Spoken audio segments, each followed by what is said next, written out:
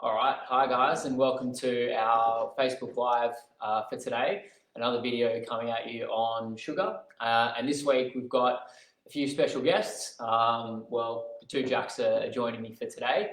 So what we're going to be talking about for today is sugar in your diet, basically, and how it can be sometimes hidden from us in products in a way, and talking a little bit about things like reading labels and packages, what to look for and what to do when you're going shopping, and how to look for potential added sugar into food.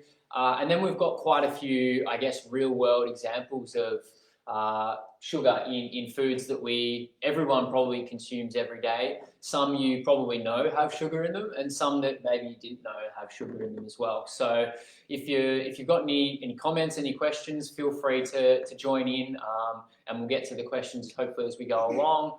But I reckon I'm going to hand it over to Jack and we'll get straight into it. Cool.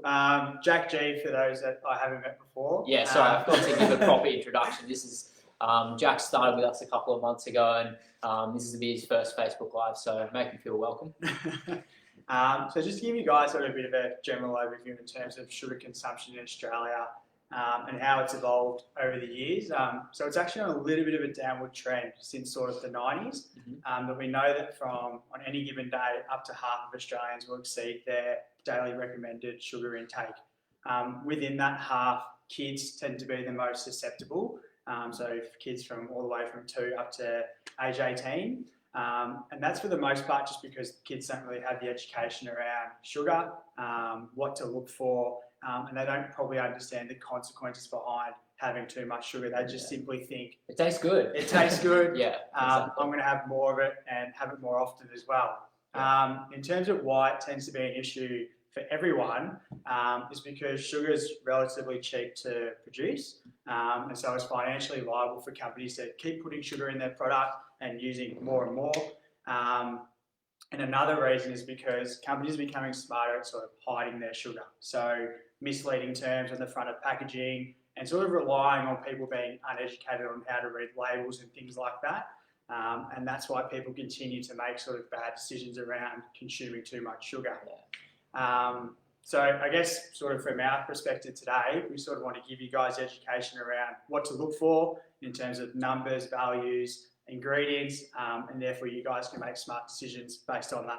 Yeah, probably I think a lot of the Facebook Lives, especially on sugar so far, have been, the content's been very, very much around the physiology of consuming sugar. So today I think will be really beneficial for everyone. It will be, I suppose, much more real life and, tips and tricks for when you're at the supermarket, and so that you can make sure that you're making the best decisions possible and not falling for the traps that a lot of those big companies that Jack was just alluding to do pop out there. Yeah, and I think like Jack just mentioned as well, a lot of the labeling and the marketing is quite misleading as well. So I notice in terms that usually, and in some of what we're going to show you in a second, it has this on there, but things like high fiber, high whole grains, fat-free, things like that. They're just put on there to get you to buy stuff, not because it's a health warning or anything like that. Sometimes even the health star ratings can be a bit misleading as well. So we're going to touch on that as we go along. And I thought we'd give you a bit of a background about reading labels. So there's a lot of information on them basically. If you pick up a box of cereal or anything like that, there's just so much that people just probably almost too much to make any sense of it in a lot of times. The amount of sugar that's in there, but also you got fat, protein, fiber, all kinds of different macronutrients. Break fats down, saturated, non-saturated. Yeah, exactly. Percentage of dietary intake. There's a lot going on. It's definitely a lot going on, and you can look at the things like the total carbohydrates and added sugar, but you can also look at things like the ingredient list. So, for example, it's got on there next to the sort of table that you would normally see. There's also a list of ingredients, and they're usually ranked from what's in the product the most to the least. And those are often really, really confusing as well. And there's that's the section where you just read things and you don't know what half of them are, which is probably not a good thing anyway. Yeah, probably not a good thing anyway. and sugar gets sort of hidden away in there a lot of the time as well, because it has so many different names and things that it can be called. So we're going to take you through just a few examples of what different sugars can be called. We know about fructose and glucose, and they're kind of the chemical ways of just explaining them, if you like, but there's so many other different ways, which Jack's going to take you through now. Absolutely. So a bit of a rule of thumb that we always use is that something that ends in O's or OSE, or has like just an S sort of towards the end of the word, tends to be a bit of a sign for sugar. So terms like dextrose, fructose, galactose, glucose is obviously one we're very familiar with. Lactose, sucrose is another one as well. All of those are basically a sign for sugar in some capacity. And sometimes they might be added into the food, or sometimes they might just naturally occur in what you're eating or drinking. Like, for example, milk, just plain white milk, has got lactose in it. So like that's going to have some sugar in it, but then it's also about, well, how much is added on top of that. And that's really hard to figure out just from reading a label as well. Yeah, for sure. So then there's the really obvious one when sugar is literally in the name. So it might say coconut sugar, brown sugar, raw sugar, icing sugar, all of those kinds of things where like it's very much spelt out for you that sugar is in there. Another one is all about syrups, are very sort of sugar heavy. So our golden syrup, maple syrup, nectar, caramel, fruit juices and syrups, honey, all of those kinds of things obviously are filled with sugar as well. So there's no way they can put fat-free on the label if they want to say that there's no fat in something like your maple syrup that you might pop with your pancakes, but which are probably not that great either. But like I think we're going to touch on a little bit later on, fat-free basically means high in sugar, which is going to also do more harm than good. So sugar is certainly in all of these things, as we've alluded to, but it's certainly the volume of this, which is pretty important to keep in mind as well. Yeah, exactly right. Cool. And so obviously we're talking about sort of there's some education going around sort of finding out what foods are high in sugar, but there's some that are pretty obvious, I think, to most people. We've got a bit of a slideshow presentation ready here as well. So as Jack's talking, I'll scroll through and we've got some examples here as well. This might be a list of all the foods you love, so sorry about that, but all your lollies, pretty much most forms of chocolate, ice cream, biscuits, cakes, crumpets, finger rolls, most of your cereals, soft drink obviously, and then we know that fruit contains a certain amount of sugar as well. To give you guys a bit of an indication of how much sugar are actually in those things, typically we're trying to hit around sort of the 50 gram mark per day, trying to stay under that. So a 600 ml bottle of Coke, pretty common to have, that's your daily limit of sugar in one go. Okay, so that sort of gives you a bit of an insight of how much sugar is in Coke. One of those little Magnum ice creams, that's half your daily intake. A jam donut, that's well over. Sorry about that. Jam donuts there. A bowl of Nutri-Grain, some people, this one usually slips through the cracks, that's well over half your daily intake of sugar. So the Nutri-Grain's a real sneaky one because they often, if we can think of the ads with Nutri-Grain, you've obviously got like your Iron Man kind of athletes, and a lot of people go, oh, he must be super healthy, and if he's having Nutri-Grain every morning, he's obviously got muscles on muscles as he's, bolting out of the ocean, not quite as good. The other catchy cereal one is Sultana brand.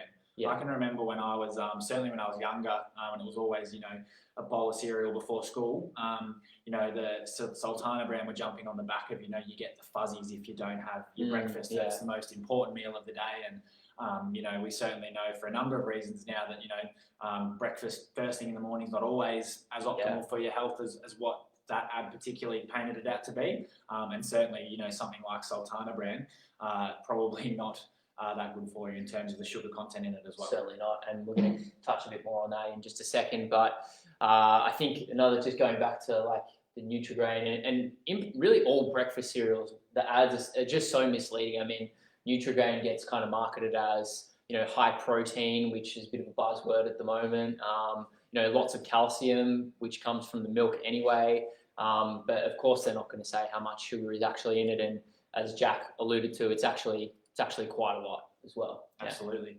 And one that I had to admit to that I found out when I was looking it up. So Yeah. if you succumb to a whole pack of Party Mix by Allen's, which you've probably had before, that's going to be 4 days worth of sugar in one go. Yeah. So that just gives you guys a bit of an insight moving forward. And if you think back to sort of the physiology behind what's actually happening when you're consuming this much, the amount of glucose and fructose in, like, for example, a bag of Party Mix, that just goes directly to your liver, which basically can't process that much that quickly. So we know that it's going to be overloaded, it's going to be overworked, and then we start to see, you know, not just the insulin levels rising, storage of that energy has to go somewhere. So it goes to glycogen, stored form of sugar. But then if that's filled up pretty quickly, your body's going to start producing fat after that, and then depositing them around your body as well. So it goes to show, I guess, how easy it is to eat so much sugar, not really think too much about it, but it can have some pretty horrific in a way effects on the body. Yeah. Absolutely. So this is now where it gets, I suppose, particularly fun and interesting, because as much as we all, love a bag of lollies, we were probably all pretty knowledgeable in the fact that a bag of lollies has quite a high volume of sugar in it. They're not hiding that. They're not trying to, you don't see, the endurance athletes out there promoting a bag of lollies, but there's a lot of foods out there that I suppose sell themselves as being really healthy, that you maybe think didn't have so much sugar in them, and so that's what we're going to go over now, and hopefully there's a few here that might make you think twice when you're walking down various aisles of the supermarket. So there are quite a lot of these, and probably the one term I want you to become or just more wary of is the concept of fat-free. On the whole, if something is fat-free, that means there's more sugar in it. That's effectively how it works. We kind of spoke about the role that fats have in our diet and how they were, in a way, sort of demonized early on, and then fat-free became a big marketing seller, and it still kind of is today, really, although I think people are waking up to the fact that fat-free doesn't mean good for your health anymore. Yeah, absolutely. So the first one is dark chocolate. So dark chocolate it is actually quite good for you when it's had in its raw form. So but 70% of dark chocolate, so a lot of dark chocolate does have a little bit of sugar in it as well to obviously make it taste a little bit sweeter. Yeah, so dark chocolate's quite bitter, and people don't buy a lot of bitter foods, they buy sweet foods, so it's going to have some sugar in it to make it taste better, basically. Absolutely. So if dark chocolate is tasting particularly good or closer to the milk chocolate variant, there's a reason for that. So don't be fooled. And dark chocolate that's on top of a muesli bar or some other sugar-filled product is also not such a good thing. Yeah, absolutely. So which ties into muesli bars and health bars. They often, they're another one of those ones. I think Uncle Toby's, I remember when I was through primary school, they were a big hit. There you go, on cue. They often, I think Grant Hackett was a big promoter for them. And again, endurance-based, phenomenal athlete, Olympian gold medalist. But all those muesli bars, health bars, protein bars. So a lot of the protein bars and health bars as well. Very heavily processed a lot of the time.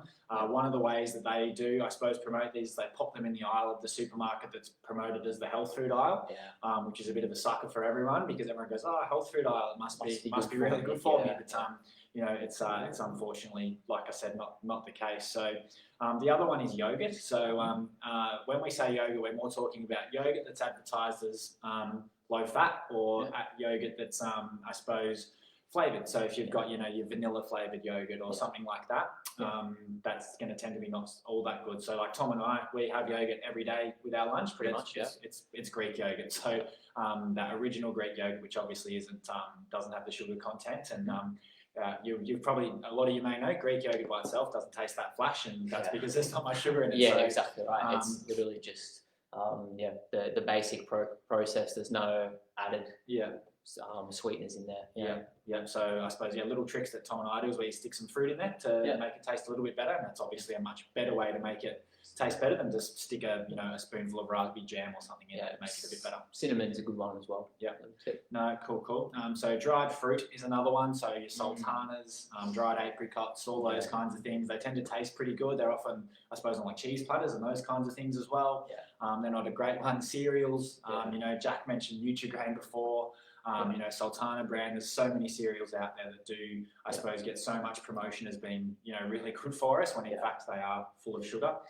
Special K, I think, was another one that got certainly, you know, advertised a lot around women's health a while ago. And, you know, again, very, very high sugar content in that one. And even the ones that now sort of have a bit, even more of a sort of health look about them, like your granola, oats, things like that. If they're in any way flavored or they've got dried fruit in them or anything like that, you know, just have a look on the label. It's probably going to have a lot of sugar in there as well. So don't be, if you may or may not be able to see, but I've circled on here, you know, they get given, you know, high star rating and things like that, because when you compare it to Nutri-Grain, they are probably a better option. But if we're looking at just sugar content, then, you know, it's not a good option at all, really, for breakfast. Yeah, for sure. So then we've got our obvious ones, you know, sauces, you know, tomato sauce, sweet chili sauce, barbecue sauce, various marinades that we might pop with stir fries. And, you know, that can be another one where, you know, you're thinking you've got this terrific stir fry, you know, your brown rice, veggies,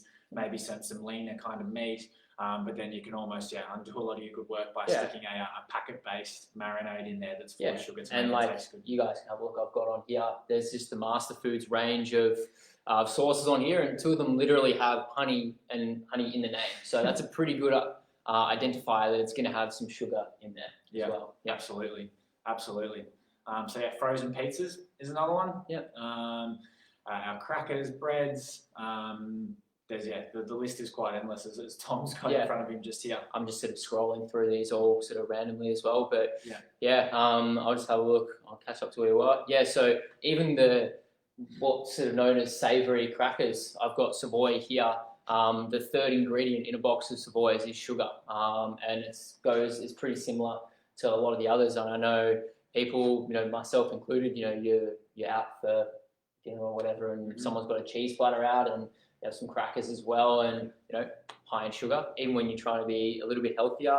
We've got some of I don't think breads having sugar in them is too much of a surprise to people anymore. And we know that flour, when you break it down, is just long chains of starchy glucose, basically. So that when you break that down, it's going to become, it's going to spike your glucose levels and your insulin levels. So white bread, raisin toast is obviously going to have a little bit more sugar in it as well.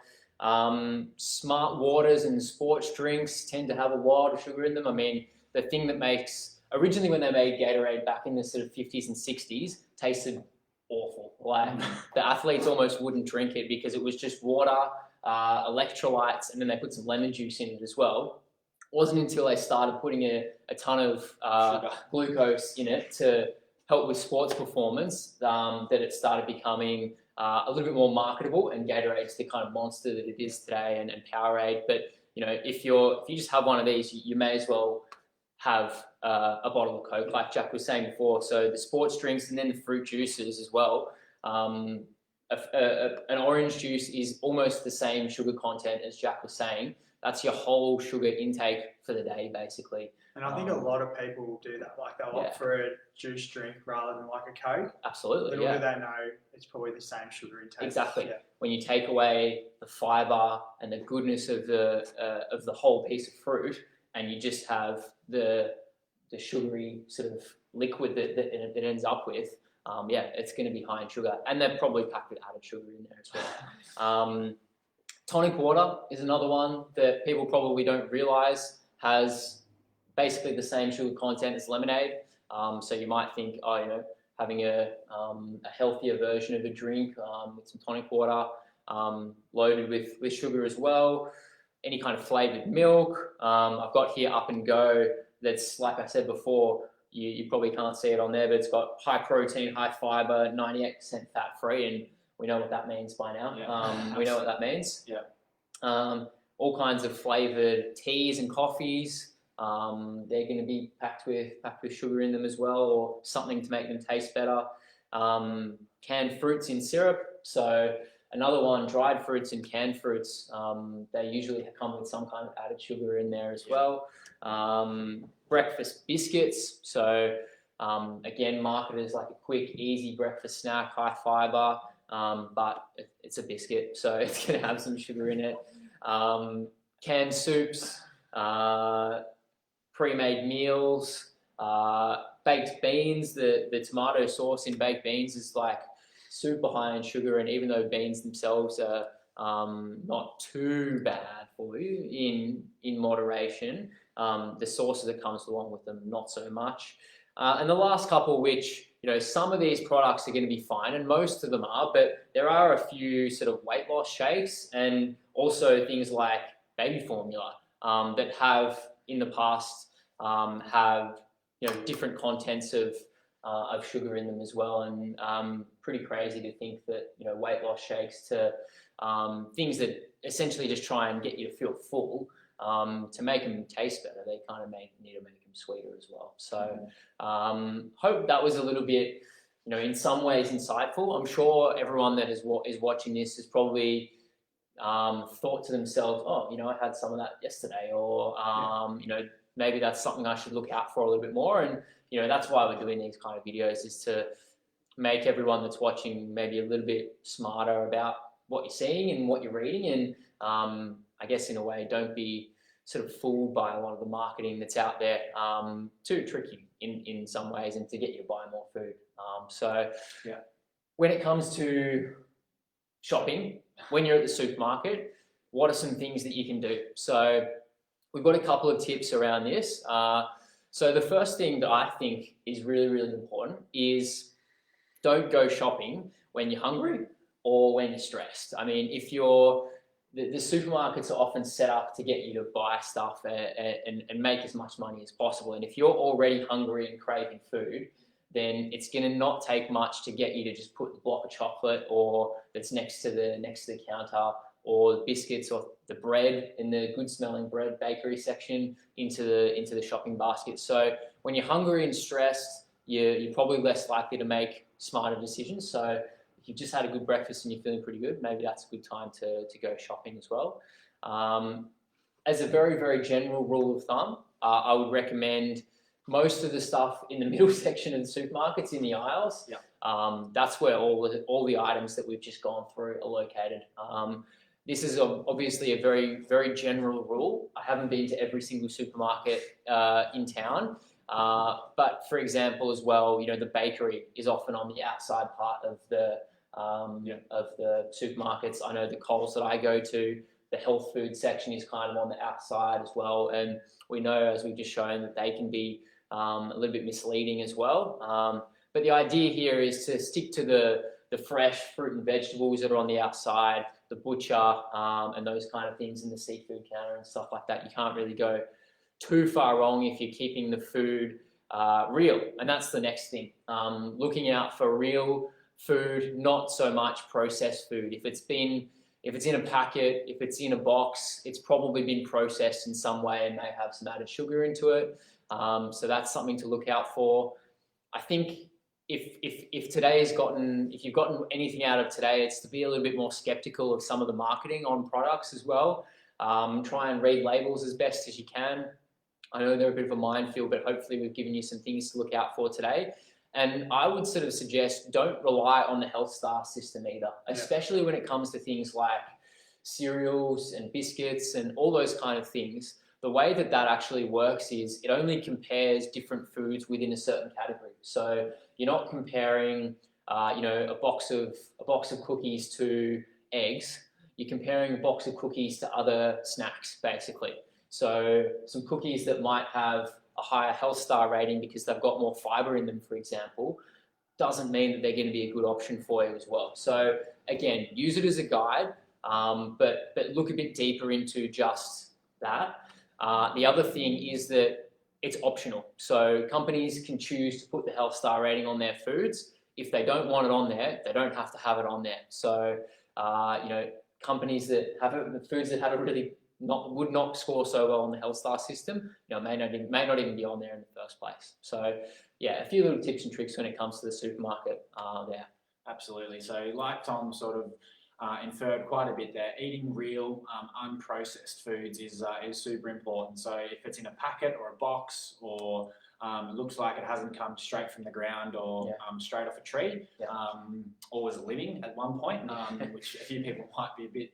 That's a whole other topic. A whole other can of worms there in itself. But there are real foods that have, I suppose, a much greater nutritional value, as opposed to those foods that, like I said, can often get advertised and marketed as healthy, whether they're muesli bars, cereals, but they're heavily processed, lots of sugar, and are always doing more harm than good. So another one is to do a lot of the cooking yourself. So those pre-made meals, freezer-based meals, that way at the end of the day they're quite quick, they're easy, but when it's all said and done, unless you're reading those labels really, really intently, a lot of the time we've got no idea what's in them.